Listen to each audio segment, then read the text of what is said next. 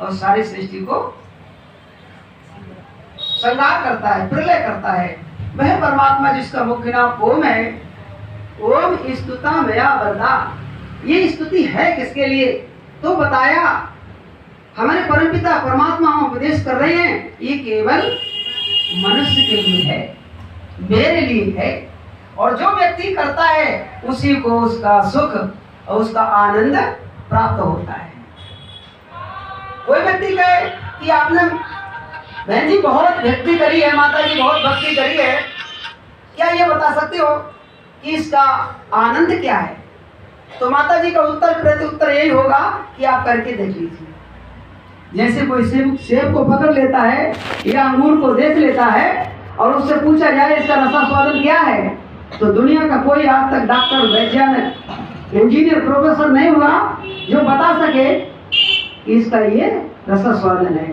जिब्या पर रसना पर रखेंगे, उसका रसास्वादन लेंगे, चखेंगे, तो हमें उसका अनुभव स्वयं को पता लगेगा। ऐसे ही परमात्मा की जो भक्ति करता है, परमात्मा से जुड़ता है, वेद मंत्रों के माध्यम से उसकी उपासना करता है। उप माने निकट, आसना माने बैठना, उसके अति निकट बैठ करके जो उसकी उपासक बन जाता है, उपास्य देव का, तो उसको आनंद प्राप्त होता है, सुख प्राप्त होता है। वह प्रभु जैसे माता पिता अपने सारी संपत्ति की, सारी दौलत की वर्षा मेरे ऊपर कर देते हैं, ऐसे वो परम पिता परमेश्वर, गुरुओं का गुरु, महादेव का महादेव, पिताओं का पिता, सखाओं का सखा, महादेव का महादेव है। वो सब हमारे लिए क्या करता है? सुखों की वर्षा कर देता है। और वो सुख क्या है? देखिए, जब हम जल पीते हैं तो हमें कितना सुख मिलता है।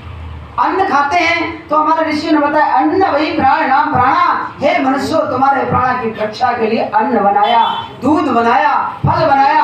आज हमारा भोजन बिगड़ गया, आज हम बैठना हमें नहीं आया, जबकि यहीं बैठना सिखाया जाता था गुरुकुल में, इस यज्ञशाला में। बैठना नहीं आया, बोलना नहीं आया, खाना नहीं आया, तो ये क्या हुआ? हमने केवल पढ़ना बंद कर दिया, स्वाध्याय करना बंद कर दिया। इसलिए हम सब कुछ ऋषियों की परंपरा को भूल गए। और ऋषि ने तो वही न कवि ने तो ये लिख दिया कि ऋषियों की जो सारी संपत्ति थी उनने अपनी खून पसीने से जो कमाई करके उस पौधा को सींचा था, धर्म रूपी पौधे को, यज्ञ रूपी पौधे को। न्याय और शालीनता, शिष्टाचार जहाँ आता था, वह हमने सब उसको तहस नहस कर दिया, ध्वस्त कर दिया। तो हमारा जीवन फिर धर्म से हट के हम सुख प्राप्त नहीं कर सकते, क्योंकि हमारे वेद मंत्र ये कह रहे हैं आयुर् यज्ञेन कल्पताम। हे मनुष्य, तू आयु भर यज्ञ कर, तुझे जो शेष आयु मिली है ये यज्ञ करने के लिए, परमात्मा की भक्ति करने के लिए और बड़ों का आदर सम्मान करने के लिए मिला है। तो मैं कह रहा था कि स्तुता मया वरदा, वेद माता वो मेरी माता है, वो मेरी माँ है। जब उसकी स्तुति करते हैं, मैं कभी कभी उदाहरण देता हूँ, एक बच्चे के लिए छोटी सी माँ छोटे से बच्चे के लिए संटी लेकर के दौड़ी, और बच्चा आगे दौड़ रहा है, और आगे इसलिए देख रहा है कि मैं गिर ना जाऊं, और पीछे इसलिए देख रहा है कि मेरे पीठ में संटी ना लग जाए। संटी माँ लेकर के दौड़ रही है, बच्चा आगे दौड़ रहा है, अपना भी बचाव कर रहा है और गिरने से भी बचाव कर रहा है। अब जब वो माँ की या दादी की या बाबा की गोदी में लेट जाता है, प्यारे भाइयों, प्यारी बहनों, प्यारी माताओं, वही बच्चा लेट करके मुक्का दिखाता है, मुष्टिका बना करके दिखाता है कि अब आ जाओ।